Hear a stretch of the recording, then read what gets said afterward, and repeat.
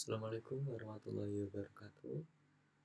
Perkenalkan saya M. Alfinuruddin, mahasiswa dengan NIM A11 2022 13954. Di sini saya akan mempresentasikan tentang proyek yang kami buat dalam mata kuliah Sistem Temu Kembali Informasi. Di sini kami membuat proyek tentang prediksi penyakit pada batang buah naga dengan menggunakan Presnet 50. Nah, ini adalah anggota dari kelompok kami. Yang pertama ada saya sendiri, kedua ada Mbak Alvina, ketiga Mbak Tia, keempat Mbak Dini, dan kelima Mas Sandi. Oke, sebelumnya buah naga itu adalah sebuah buah ya, sebuah komoditas yang mana dia ini lumayan bernilai tinggi, harganya lumayan tinggi juga, yang mana dia bisa tumbuh di berbagai wilayah, terutama di Indonesia itu bisa tumbuh di mana-mana. Namun produktivitasnya itu dia bisa terancam karena salah satunya penyakit pada batangnya, terutama seperti kanker dan lain-lain, serta gangguan hama. Nah, ini yang biasanya sering tuh gangguan hama nih, kicot, kutu putih, dan lain-lain. Nah, dengan adanya hama ini, dengan adanya gangguan ini, maka akan memunculkan banyak kerugian, mana nanti bisa berpengaruh ke hasil dari buahnya. Maka di sini teknologi AI hadir untuk menawarkan solusi di mana nanti kita bisa mendeteksi dari penyakit yang ada pada batang buah naga. Ketika kita berhasil atau bisa mendeteksi penyakit pada batang buah naga, maka kemudian kita bisa tahu penanganan apa sih yang tepat gitu, penanganan apa yang harus dilakukan ketika buah naganya sakit.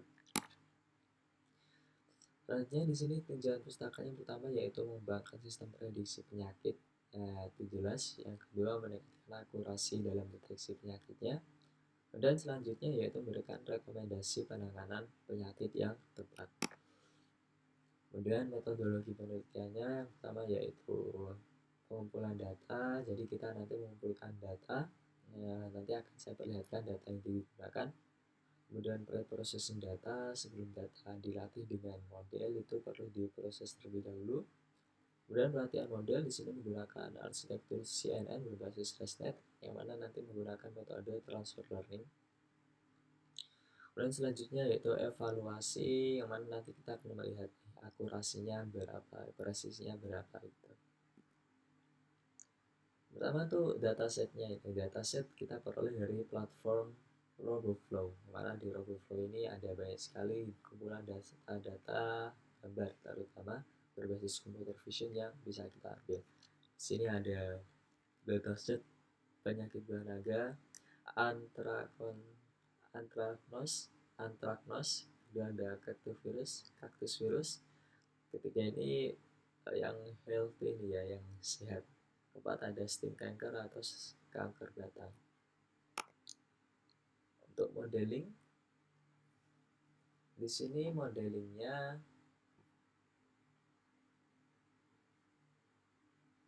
pertama kita perlu menggunakan beberapa library ya di sini ya.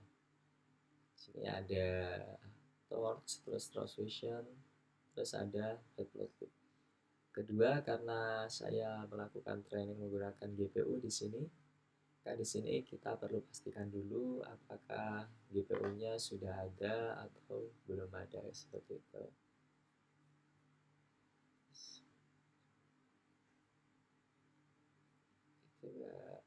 Kemudian selanjutnya untuk mengimpor modul yang akan digunakan. Karena di sini ada Torch, terus Vision dan lain-lain. Kita coba running sekalian ya. Ini ada beberapa modul, kita coba running juga ada apa ya.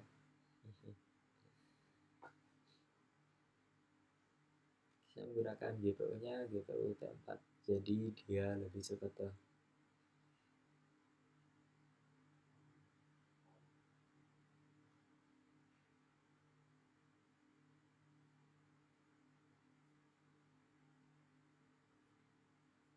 Oke, berhasil. Kemudian untuk GPU-nya ini tersedia karena kita pakai akseleratornya ada GPU, sudah pasti ada GPU-nya ya. Terus import library yang diperlukan di sini ada Torch untuk membuat dan melatih jaringan saraf. Terus Torch Optim itu untuk mengoptimasikan model. Kemudian dataset transform dan lain-lain itu membuat terus apa ya, memproses dataset gambarnya.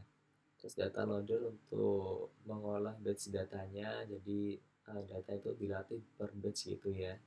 Terus matplotlib itu dia untuk melakukan visualisasi data. Kemudian OS itu untuk mengelola jalur file dan folder. Pertama di sini kita arahkan ke path datasetnya dulu. Oh, ini datasetnya sudah ada Dragonfruit Steam gitu. Sudah saya install. Untuk datasetnya sendiri, kalau kami mengunduh di sini sudah ada projectnya 8179 gambar. Kita running. Function ini gunanya untuk menghitung jumlah datasetnya. Ya, subfolder dalamnya itu ada berapa anggotanya, gambarnya gitu ada berapa. Sini bisa kita lihat ya, total gambarnya ada 8179. Terus ada di folder valid itu ada 235 gambar untuk kelas Anthrax, 109 gambar untuk kelas Healthy, 1110 gambar untuk kelas Steam, 82 gambar untuk kelas Cactus Virus. Kemudian untuk data testingnya, Anthraxnya 111, Healthy-nya 206, Tim Cancer 287, Cactus Virus 160.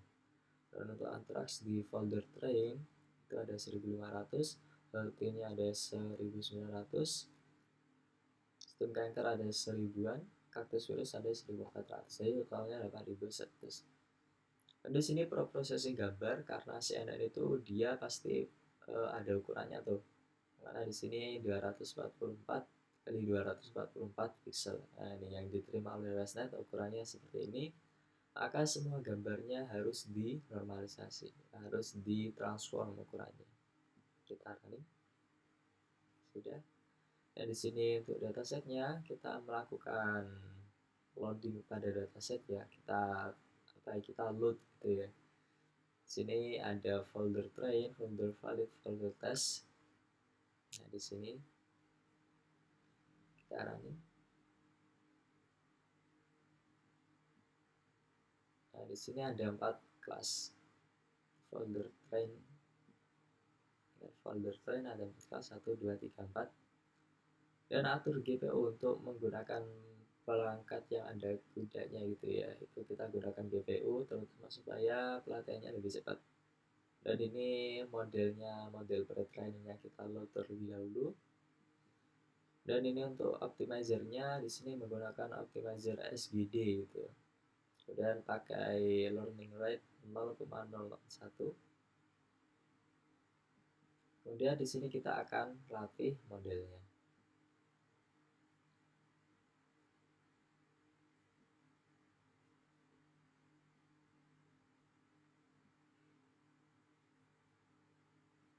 Oke, sudah. Ini function untuk melatih modelnya ya. Mana nanti akan diperlihatkan loss-nya berapa, akurasinya berapa. Epochnya kita gunakan 20.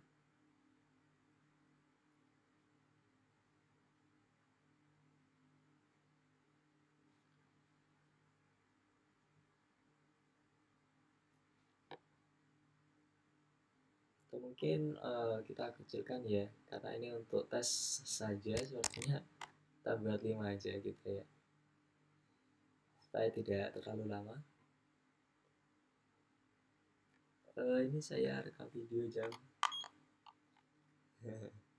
2:17.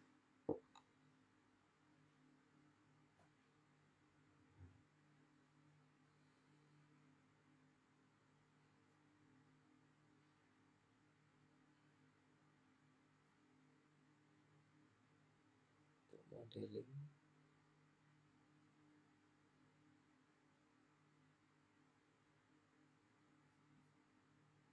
Oke, sambil menunggu trainingnya, kita lanjutkan atau kita tunggu dulu aja deh.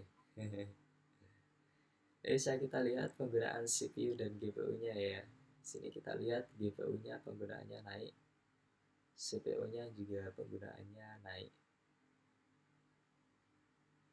Oke, sudah untuk level pertama, loss-nya ada 0,35 atau 35%, akurasinya ada di 88%. Untuk data validasinya, level pertama dia akurasinya 45%, loss-nya 45%, akurasinya sudah di 84%.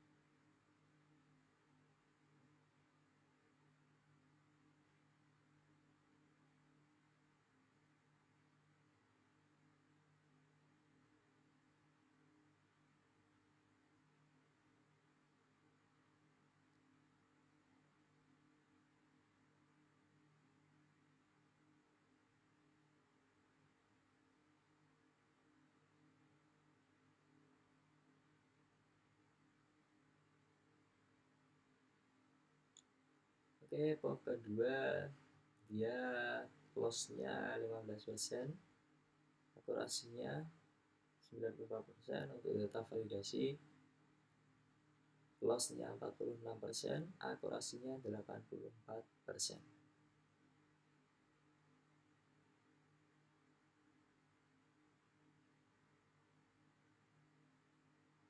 Bisa kita lihat ya di sini penggunaan CPU-nya 1,8 GB, kalau GPU-nya ada di 3,3 GB.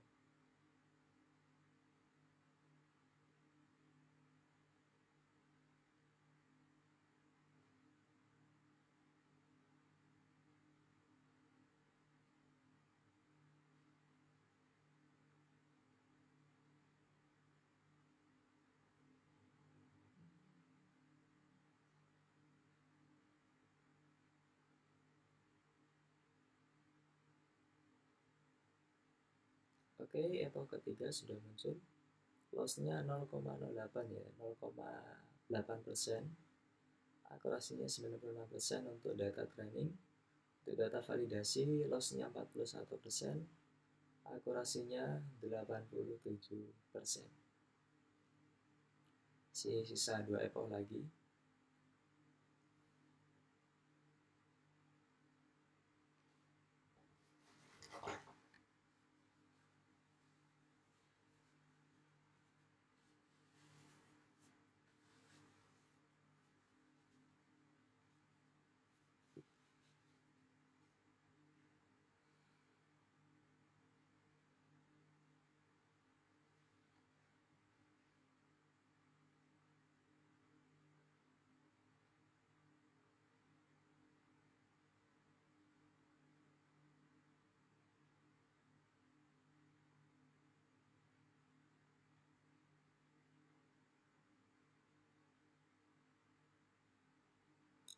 Oke, epoch keempat selesai, training loss-nya 0,6% ya, 0,06, akurasi 98%. Untuk validasi, loss-nya ada di 57%, akurasinya di 82%.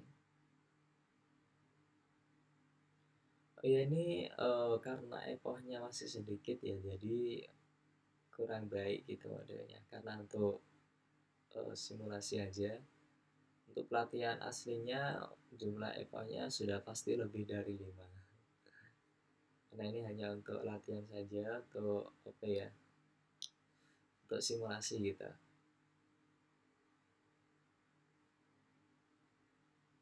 Ya, videonya sudah 14 menit. Epoch terakhir.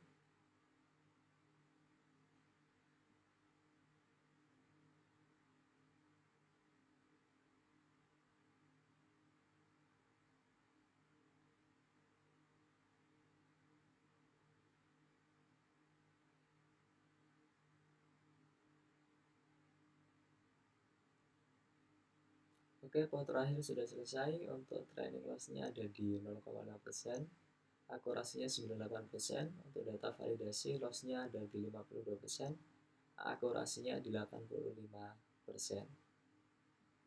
Oke, kembali lagi kami sampaikan kalau ini masih eponya masih sedikit.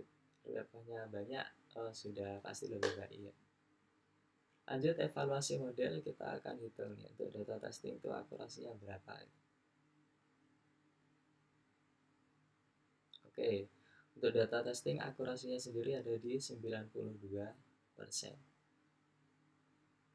Oke, sudah di sini sudah disimpan tadi hasil modelnya, itu nanti bisa diunduh lewat sini. Itu untuk outputnya sendiri ada 90 MB ukuran data ininya ya, hasil modelingnya itu modelnya ada di 90 MB. Baik, untuk modelingnya seperti ini langsung saya stop sesinya saja. Selanjutnya untuk deployment, tahap deployment.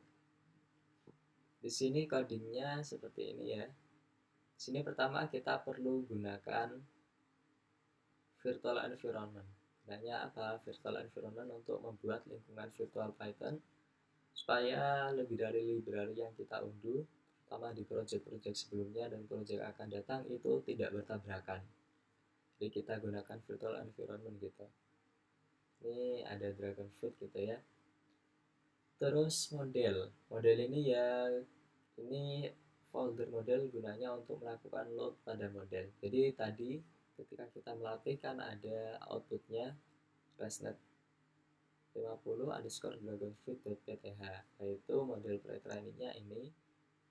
Di coding ini kita load pada bagian ini, kita gunakan torch vision, kemudian kita load modelnya. Kemudian selanjutnya ini function ya, ada description. Description itu nanti gunanya untuk mendeskripsikan apa sih penyakit atau gejala, terus kemudian cara pencegahannya, cara penanganannya ketika ada penyakit itu seperti apa. Nah, itu diatur di description ini. Dan untuk image processing jelas karena tadi menggunakan dataset harus di resize dulu ukurannya 224 dan kali 224 pixel. Kemudian ini untuk prediksinya ya jelas ya, ini menggunakan image sensor, kemudian modelnya di load, terus menggunakan kelasnya tadi kan ada 4, steam tanker, terus anthrax, terus sehat, terus satu lagi tadi cactus virus ya. Jadi itu nanti kelasnya ada 4. Kemudian nanti yang di return itu kelasnya apa, terus confidence, nilai kepercayaannya berapa itu. Kemudian semua function ini nanti akan di load di app.py, karena di sini ini menggunakan custom CSS. Kemudian di sini untuk membuat bagian atasnya ini title-nya Dragonfruit Steam Hill, description-nya di sini kita diperintahkan untuk mengupload. Pertama file uploader, itu kita nanti akan mengupload file gambar yang akan dideteksi, kemudian model path-nya. Nah, ini modelnya kita arahkan di sini. Model ini kita masukkan di sini. Kemudian gambarnya kita upload, kemudian kita deteksi. Di sini modelnya tadi kan ada function untuk membuat model nih, model loader. Terus di sini ada function namanya load model. Nah, di sini fungsinya kita panggil, terus kita arahkan ke load model path-nya tadi model ini. Kemudian proses gambarnya juga sama. Tadi kita ada function untuk image processing. Ini ada pre-process image.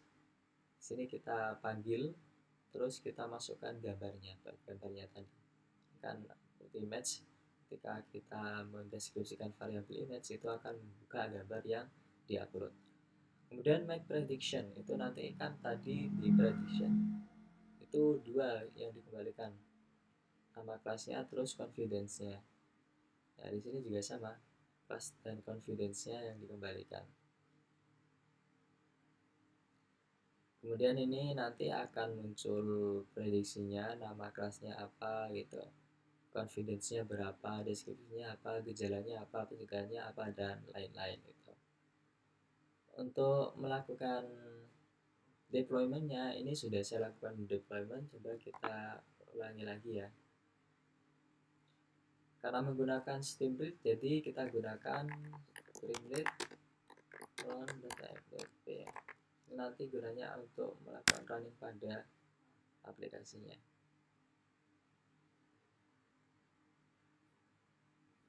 Oke, tadi sudah saya load di sini tapi tidak apa. Kita load lagi di sini. Oke, ini untuk tampilan awalnya masih sederhana, belum kami perbaiki. Ada Dragonfit Steam Health Detection. Kita diminta melakukan upload gambar. Langsung saja kita upload.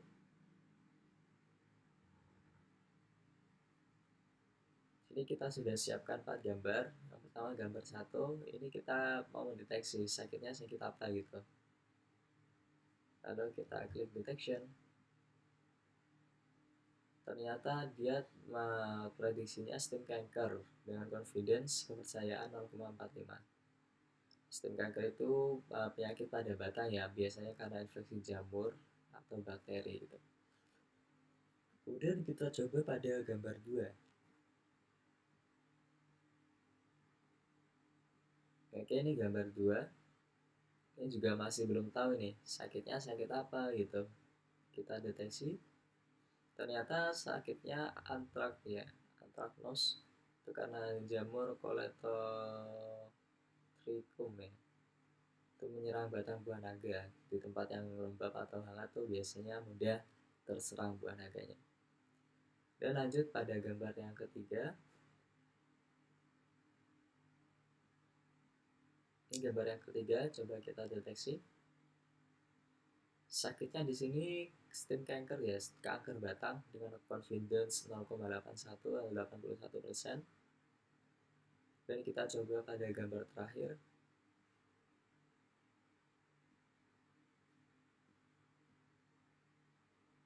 Oke, ternyata prediksinya healthy ya, sehat, buah naganya sehat dengan confidence 85%. Nah, ciri-cirinya nih ada batangnya kuat, hijau cerah dan bebas dari tanda-tanda kerusakan atau penyakit. Jadi seperti itu untuk hasil deploymentnya. Ini tampilannya, kemudian diminta upload gambar, plus hasil deteksinya ini. Baik, akhir dari penelitian ini ya jelas kesimpulannya pertama yaitu untuk membuat deteksi batang penyakit pada batang buah naga dan menggunakan arsitektur ResNet, mana aplikasi ini nantinya akan memproses gambar untuk mendeteksi penyakit dengan cepat, dengan akurat, didukung dengan evaluasi yang tadi menggunakan akurasi dan juga loss tadi ya. Kemudian kami juga gunakan ini ketika training tadi kita mencoba mendapatkan akurasi yang terbaik, mencari performa terbaik yang diharapkan bisa membantu petani, terutama petani buah naga. Mana mungkin nanti kedepannya tidak hanya buah naga, namun mungkin komoditas pertanian lainnya juga akan kami coba untuk melakukan deteksi, mudah-mudahan bisa.